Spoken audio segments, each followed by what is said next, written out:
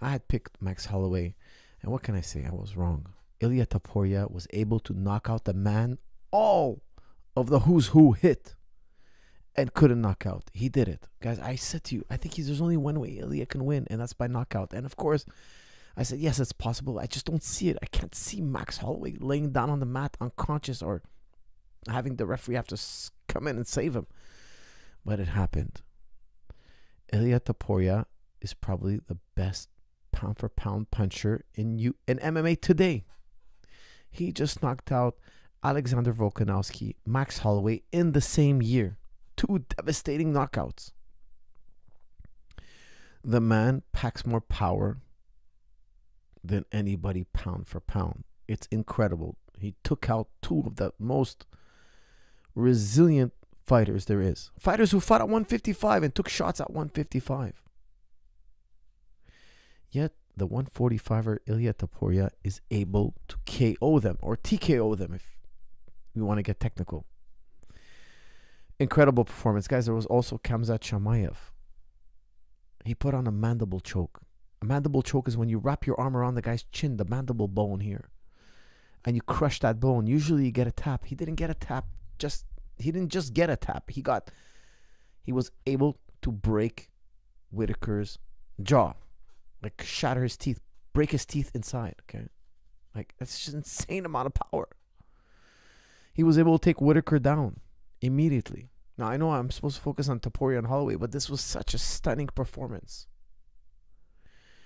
He took him down. Even though we all know he shoots in the first few seconds, nobody could stop him. Nobody can stop him. He did it to Usman. He did it to Whitaker. He did it to, well, Gilbert Burns was a bit different. He did take him down in round 1, if I remember correctly. He did. But Gilbert, played guard and he kind of let him up. But it's just so vicious how he can get the fight down to the ground immediately. And now he looks better than ever. Chimaev looks better than ever. Guys, what can I say? Round 1, I had Topuria win. I saw one during the fight that, when they highlight those tweets on screen, 3 out of the 4 were giving it to Max Holloway. I don't see it that way. I saw Topuria win round 1. Round 2, when I was watching it live, I gave it to Max Holloway. Now I rewatched it just before going live now, and it was close. I think I might still give it to Max, but it was close. Round 3, we only had about 90 seconds of action, okay? But we all saw what happened. Topuria lands a big right hand, then tries to flurry. Max Holloway kind of covers up a little bit, runs to one end of the cage to kind of protect himself, and Ilia just stayed on him, kept catching him, throwing a flurry of punches, and then that big hook on the chin that dropped Max Holloway badly. The referee did a good job in stepping in. Guys, what can I tell you? I could tell you I think Ilia Topuria is going to be a champion for a long time. Why? Because the next guy to fight him at 145, Ilia's still getting better. Lopez might have a shot, but this is going to be far, and it's going to be a tough one. It's going to be really tough for him. Technically speaking, Ilia, I think, is superior. Movsar, I don't know if the UFC is going to give him a chance to fight Ilia. I don't think they want a wrestler who's just going to grab on Ilia and just hold him down and just kind of hold him. I think there might be a stylistic thing that the UFC might put Movsar on the shelf for a bit. He's supposed to be fighting Alexander Volkanovski next. That's a tough one for Volkanovski. After what I saw last Saturday, it looks like Ilia's gotten better. Now, look, I don't want to say that there was no path to victory. There was a path to victory for Max Holloway. I just rewatched the fight. Those oblique kicks that Max Holloway was landing. Max Holloway also did tag him well. He did. Statistically, Max was ahead on strikes. Now, the power strikes came from Ilia. The volume came from Max. It was close. But I did see some promise in Max Holloway's oblique kick. He was oblique kicking. Even the commentators were oohing and ahhing at one point. And he was hurting Topuria's leg, or at least he was hurting his knee. At the very least, Topuria was worried about his knee getting cracked. There was definitely a path to victory for Max. What I didn't like what Max did is he went from orthodox to southpaw. He kind of switched stance, and Ilia threw that right hand as he was switching stances and went down the middle. I think he switched stance because Ilia was hammering his leg, just crushing his leg. That's been the weakness of Max Holloway in the past, his leg kicks, just eating leg kicks because of his boxing stance. He seems vulnerable to leg kicks, and Ilia started kicking him from round 1 all the way through round 2 and early in round 3. All right, guys, what can I say? I was incredibly impressed. I thought Ilia, it was incredible that he knocked him out in round 3. I thought after round 2, Max is more in the clear, you know, because volume started coming out. And even though it was tight, I thought Max is going to run away in round 3 and 4 or 5, especially 4 and 5. You know, those would be his rounds. Ilia did have a nice takedown, but I didn't make much of Ilia's takedown. He took Max down early in round 1. I didn't think there was much to it because Max is just going to keep getting up. He's hard to hold on. He's hard to sub. It's just going to be more effort for Ilia. I think Ilia was wise not to go to it too much. Doing it once in round 1, I think, was good to keep Max guessing. However, it was probably it was gonna be tough for Ilia to get some good ground and pound or some submission. Okay, guys. With that said, I'm gonna move it now to comments and questions. Those are my early thoughts on the fight, guys. By the hello, coach. I predicted round 3 KO for Ilia in my video. Ilia is a fighter of the year. 2 GOATs in 1 year. Who has more KO power at 145? McGregor or Ilia? MMA Flacco, guys. Make sure to follow MMA Flacco. He gave you a correct prediction. Round 3 KO. Who has more power, McGregor or Ilia? I would tell you Ilia, man. I would tell you Ilia has power in both hands. Or was McGregor was more the left? Okay, now McGregor, you know, was a different style of punching. He was more of a counter puncher.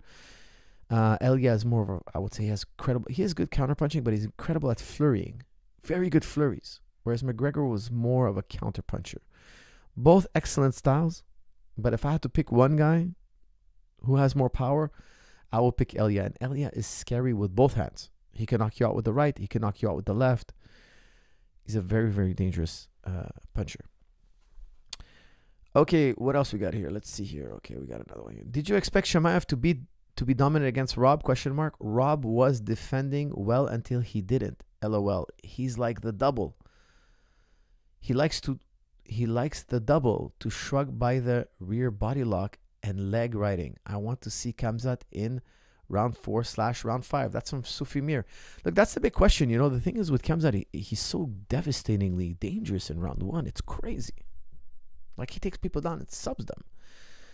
But the guys who got out of round 1 and 2, Gilbert Burns, Kamaru Usman, showed that, you know, he's possibly slowing down in the later rounds. Not possibly, he actually does slow down in the later rounds. But of course, now he's been training at altitude, from what I understand. He has some new coaches. He's addressing that. He's not crazy. He's a very intelligent guy, of course. He's got a great team around him. Time will tell. You know, training at altitude can make a massive difference.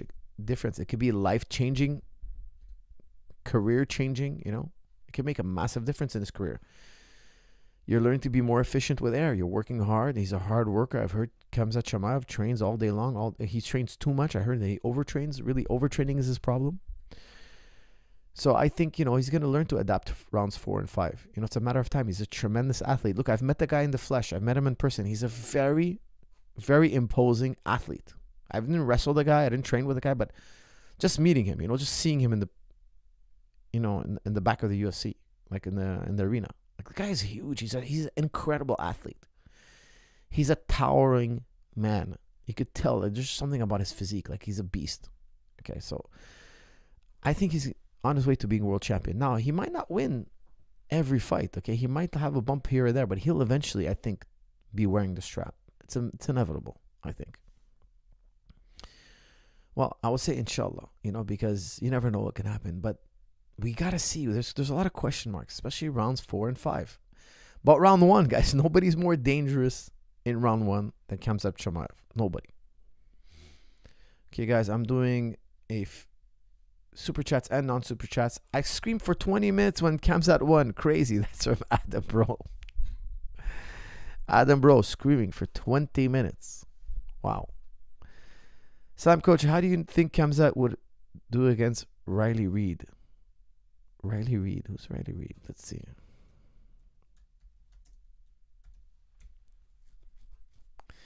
Okay, that's some girl. I don't know why you're asking me that. Ilia versus Islam. Khamzat versus Dricus. That's from the Caribbean. I would pick Islam over Ilia right now. Okay, I think Islam's really smart. He'd get in the legs. He'd start wrestling him, body locking him. You know, he'd game plan his way to,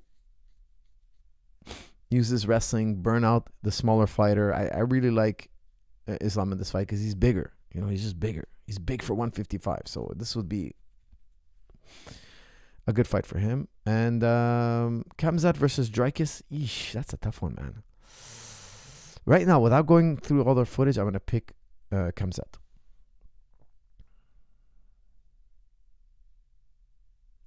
Topuria is Islam's toughest fight at 155. That's from Jonathan. It could be. That could very well be. Could very, very well be. Ilia is too small for Islam. They should stay in their weight classes. That's from Janks. Well, you know, Topuria did say the whole division sucks. You know, after his post-fight interview, he's like, oh, everybody sucks at 145. Which I don't think is the right thing to say. It's not classy. You know, even if it was true, even if you're thinking that, even if you're like, hey, I'm better than every single guy in this division. Still, it's not a nice way to talk, you know, in my opinion. It's not cool. So if everybody sucks, go up to 155, you know, like if you want to challenge, you know, because if you're telling everybody sucks, why are they going to watch your fight fighting a guy who sucks? You know, like it's kind of a weird way to promote your next fight, you know.